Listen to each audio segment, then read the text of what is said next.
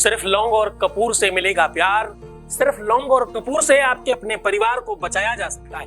तुम्हारी शादीशुदा लाइफ में तुम परेशान हो या तुम्हारी समस्या तुम्हारा प्यार है, रिलेशनशिप में आते समय जितना सुख मिलता है उससे कई हजार गुना ज्यादा वियोग में दर्द मिलता है। उस दर्द से पूरी तरह से निजात मिलेगी।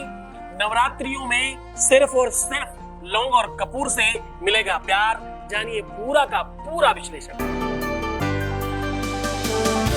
आप देख रहे हैं love with astrology.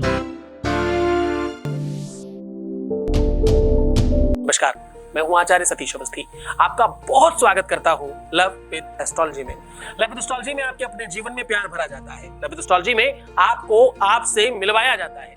Love with astrology में हर हाल में आपको जिताया जाता है। लव एस्ट्रोलॉजी में शादी से पहले, शादी के बाद की हर समस्या का समाधान किया जाता है। Love with astrology situation, condition, हर स्तर पर आपके साथ तटस्थता से खड़ी होने वाली व्यवस्था है।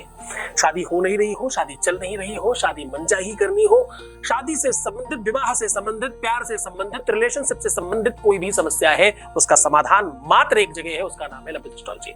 यहाँ 20-22 सालों में 25 लाख लोग लाभान्वित हो चुके हैं। यहाँ का सक्सेस रेट 96% प्लस है और यह सब निरंतर जारी है, क्योंकि यहाँ गीता और वेद, पुराण, शास्त्र, उपनिषद, बड़े बड़े ग्रंथों पर रिसर्च होता है और उपाय सरलता से बताया जाता है।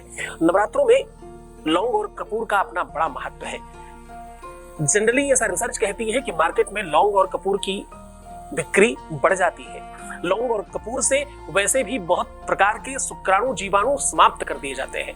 बुरी तरंगे, बुरा प्रभाव, नेगेटिव ऊर्जा और ऐसे जंतु जो बीमारियां फैलाते हैं वो केवल और केवल कपूर और लौंग जला देने से समाप्त हो जाते हैं। लौंग और कपूर जलाने से घर में सुख समृद्धि बढ़ती है, यह सामान्य बात है। लौंग और कपूर रोज नवरात्रि में जलाने वाले लोगों के जीवन में सुख समृद्धि बहुत स्पेशल हो जाती है। घर में बरकत बढ़ती है और आपस में सौहार्द और प्रेम बढ़ता है। क्योंकि जहां सुमति तहां संपत्ति नाना, जहां सुमति होती है अनेकों प्रकार की संपत्तियां बढ़ती हैं।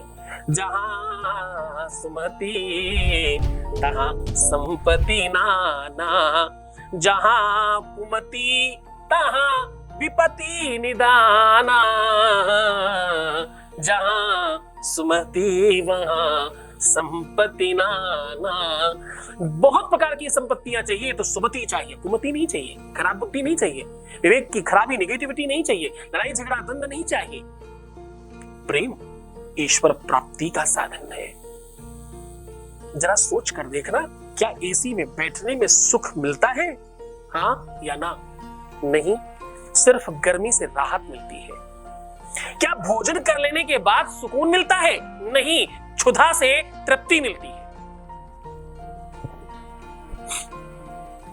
क्या नींद से, बिस्तर पर नींद लेने से आपको सुख मिलता है? नहीं नहीं नहीं नहीं, रिफ्रेशमेंट मिलता है।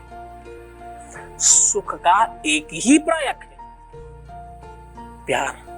जब आप अपने प्यार के लिए कुछ करते हैं तो सुख मिलता है। चाहे छोटा शिशु हो, बड़ी मैया हो, बराबर का भैया हो, या आपकी भगनी हो, या आपका अपना प्यार हो, रिश्ता कोई भी हो, प्यार के रिश्तों में जब तुम्हें कुछ करने का स्वावसर मिलता है, शास्त्र कह रहा है ददाती, देने पर ददाती प्रतिगृहणाति नान्यथैसा प्रसीदति। लेन देन की भावना में प्यार ही एक ऐसी व्यवस्था है जहां लेना चाहता ही नहीं कोई।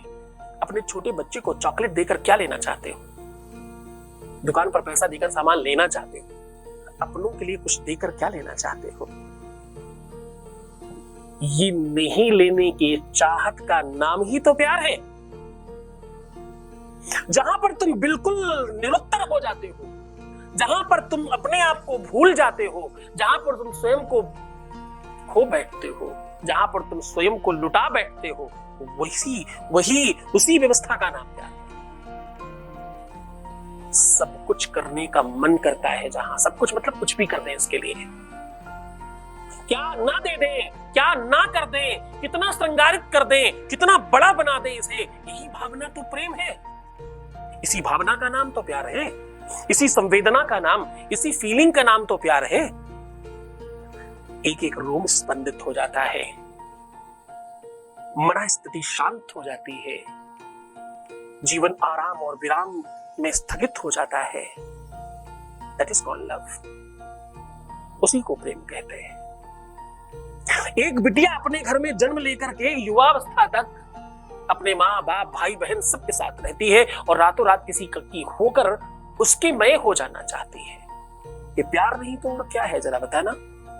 एक ही रात में सर्वस्व त्याग देने की क्षमता किसी और विषय पर है ही नहीं।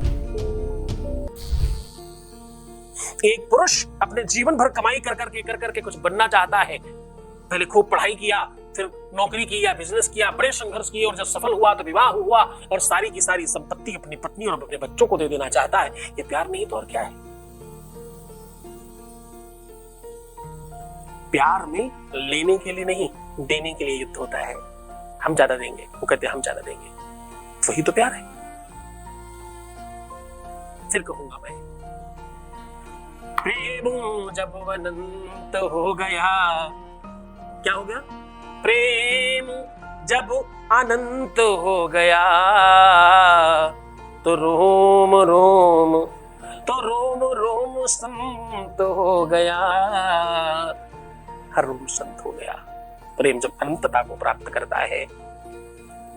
और ये बात किसको समझ नहीं आएगी?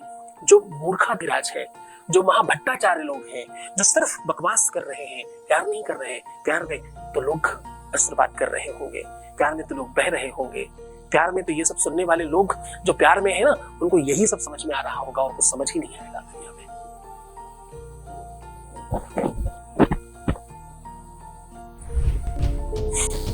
क्योंकि जो प्रेम गली में गया ही नहीं, वो प्रेम डगर को क्या जाने। जिसने कभी प्रेम किया ही नहीं, वो प्रेम निभाना क्या जाने। जिसने कभी प्रेम किया ही नहीं, वो प्रेम निभाना क्या जाने। उसे कैसे पता चलेगा प्रेम की भाषा? प्रेम की भाषा उसे नहीं समझ आएगी। प्रेम की वाणी, प्रेम का दशा, प्रेम की कथा, प्रेम का प्रसंग उसे कैसे समझ आएगा? ये तो प्रेम की बात है उद्धव। उद्धव केवल उसी को नहीं कहते जो वो बृहस्पति का पुत्र था, शिष्य था, महाराज परमात्मा कृष्ण का सेनापति था, कि वही उद्धव नहीं। उद्धव कहते हैं उस व्यक्ति को जो उत्सुक हो। ये तो प्रेम की बात है उद्धव, बंदगी सबके बस की नहीं है। यहाँ महलों के होते हैं सौदे। प्रेम सबके बस की बात कहां है? बंदगी,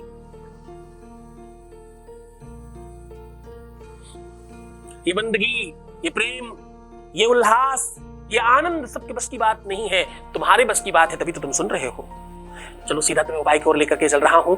सीधा उपाय की बात करते हैं। उसके पहले एक वॉइस मैसेज आपके बीच का अनुभव आपके साथ साझा कर रहे हैं। Voice message please.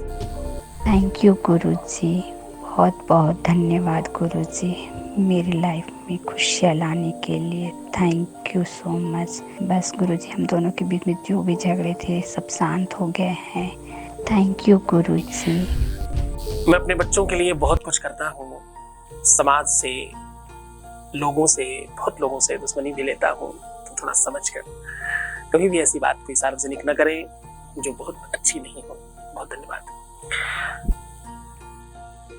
अब मैं बात कर रहा हूँ उपाय की। लौंग और कपूर से आपके अपने जीवन में प्यार बढ़ सकता है। नवरात्रि का खास समय है, इसलिए ये बता रहा हूँ। आपको करना कुछ खास नहीं। एक तांबे या पीतल के बर्तन में अष्टगंध, रोली, सिंदूर, घी और गोरोचन, ये सारी की सारी चीजें मिला करके एक ट्रायंगल बना लें। यानी एक लाइन, दो लाइनें ऐसे और एक नीचे की। आपको इस प्रकार का कुछ बनाना है। आप अगर समझ पा रहे हो तो ट्रायंगल,